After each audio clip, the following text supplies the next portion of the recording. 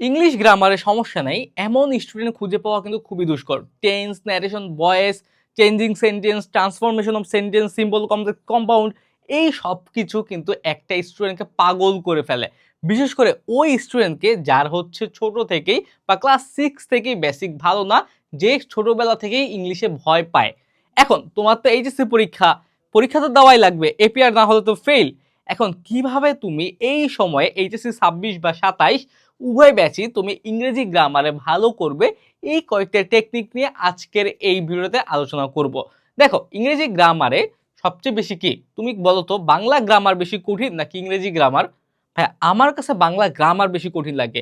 ইংরেজি গ্রামার কিন্তু পড়লে পারা যায়, কিন্তু বাংলা গ্রামার পড়লেও পারা যায় না এত অল্প সময়ের মধ্যে। সুতরাং তোমার ইংরেজি গ্রামারে কি করতে হবে, শুরু থেকে ধরতে হবে। এই বাংলা গ্রামার শুরু থেকে ধরা লাগবে, যেহেতু আজকে ইংরেজি গ্রামার নিয়ে কথা বলতেছি, ইংরেজি নিয়েই থাকে। এখন শুরুটা তুমি কিভাবে শুরু করতে পারো, এটা আমি বলতে পারি যে এটা এইচএসসি 27-এর জন্য অ্যাপ্লিকেবল। এইচএসসি 26-এর এখন সময় নাই। এইচএসসি 26 যে আসো, ইংরেজি ভালোভাবে শেষ করতে হলে তুমি ইবিআইতে চলে যাও, ইবিআই কোর্সের ইংরেজি ক্লাসগুলো করো, তাহলে তোমার দ্রুত ইংরেজি শেষ হবে। কিন্তু 27-এর ক্ষেত্রে একাডেমিকটা অ্যাডমিশন কোর্সে থাকা জরুরি, কারণ এখানে আমরা একদম ধরে ধরে পড়াবো। এখন দেখো, কোথা থেকে শুরু করবা?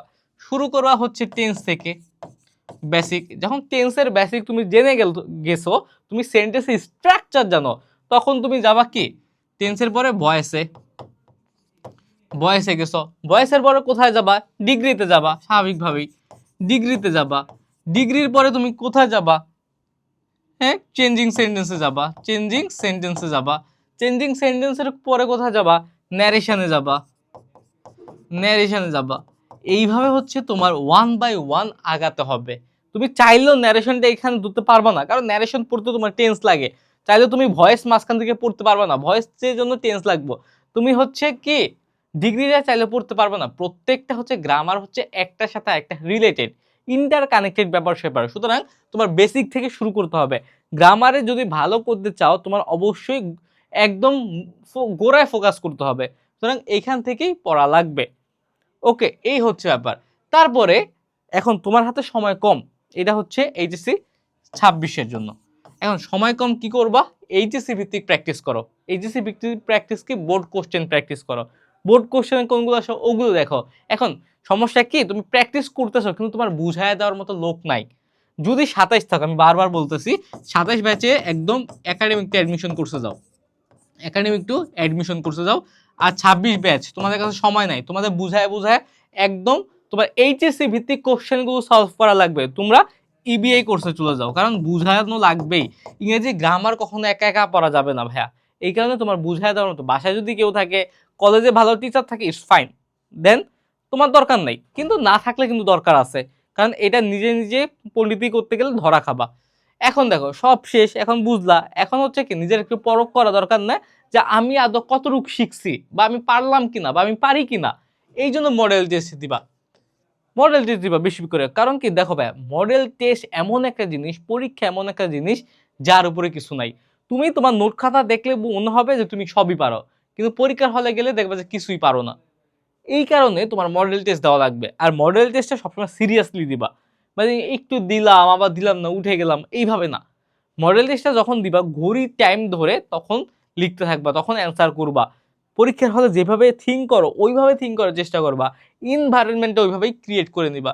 এখন দেখো, যখনই মডেল টেস্ট শেষ হবে, তখন রং অ্যান্সার অ্যানালাইসিস করো। আমি সবসময় বলি, কারেক্ট অ্যান্সার আমার দেখে কোনো লাভ নাই, তোমার হচ্ছে কয়টা ভুল গেছে, ওই ভুল অ্যান্সারটা অ্যানালাইসিস করবা। কেন হলো না, হোয়াই, কেন হলো না, এই জিনিসটা যদি বের করতে পারো, তোমার একটা জিনিস শিখা হয়ে গেল। তোমার হচ্ছে, তুমি অনেকে কি করো, ভুল হইলে ফ্রাস্ট্রেটেড হয়ে যাও, কিন্তু ভাই ফ্রাস্ট্রেশনের কোনো দরকার নাই তো। একটা ভুল হওয়া মানে কি, একটা নতুন জিনিস তুমি শিখলা, এই জিনিস থেকে তোমার নেক্সট আর সমস্যা হবে না। এই কারণে এইসব জিনিসকে ফোকাস করা লাগবে। ওকে, এগুলো নিয়ে কোনো চিন্তা করো না। ওকে, ইংরেজির জন্য তোমরা এই যে প্রশ্ন অ্যানালাইসিস করবে, এটা শুধুমাত্র ইংরেজি না, এটা পৃথিবীর যেই কোনো প্রশ্ন। মানুষ সবসময় ভুল থেকেই শিখে, এটা কথা আছে, মানুষ সবসময় ভুল থেকেই শিখে। সঠিক হলো তো হইলই, ওইটা নিয়ে তুমি মাথা ঘামানোর দরকার নাই, ওটা তো তুমি পারোই। কিন্তু তুমি শিখতেছো কি কারণে, যেটা আমি পরীক্ষা আসলে পারবো না ওইটা আমি শিখবো। সুতরাং তোমার এই রং অ্যান্সার অ্যানালাইসিস করাটা খুব বেশি জরুরি। তারপর হচ্ছে স্ট্রাকচার নোট করা।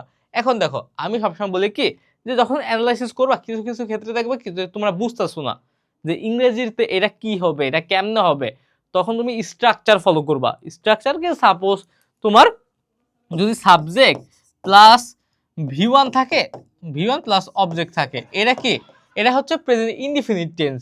হ্যাঁ, তারপরে হচ্ছে সাবজেক্ট V2 থাকলে কি হবে, এইভাবে স্ট্রাকচারগুলো মাথায় গেঁথে রাখবা। তারপরে দাগ কোথায় বসে, সুপারলেটিভ ফর্মে বসে। তারপর পজিটিভ ফর্মে কি বসে, no other, few, very few. হ্যাঁ, তারপর কম্পারেটিভ ফর্মে কি বসে, দেন বসে। এইগুলো হচ্ছে তোমার এইসব স্ট্রাকচার তুমি কি নোট করে রাখবা, তাহলে কি হবে তুমি কয়েকদিন পর পর রিভিশন দিলে এগুলো তোমার মাথায় থেকে যাবে। ওকে, এইভাবে পড়লে আশা করা যায় যে তুমি ইংরেজিতে ভালো করবা।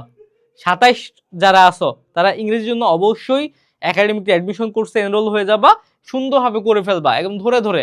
আর 26 যারা আছো তারা ইবিআই কোর্সে চলে যাও, কারণ তোমাদের এখন এই বেসিক থেকে শুরু করার কোনো সময়টা হাতে নাই, এটা একটা সময় সাপেক্ষ ব্যাপার। সুতরাং তোমার কি এখন ডাইরেক্ট অ্যাকশনে যেতে হবে। আর ইবিআইতে আমরা প্রায় 11টা ক্লাসের মধ্যে ইংরেজি ফার্স্ট পেপার শেষ, 10টা ক্লাসের মধ্যে ইংরেজি সেকেন্ড পেপার শেষ। সুতরাং 10টা ক্লাস করো 10 ঘন্টার, তোমার ইংরেজি নিয়ে প্যারা নাই।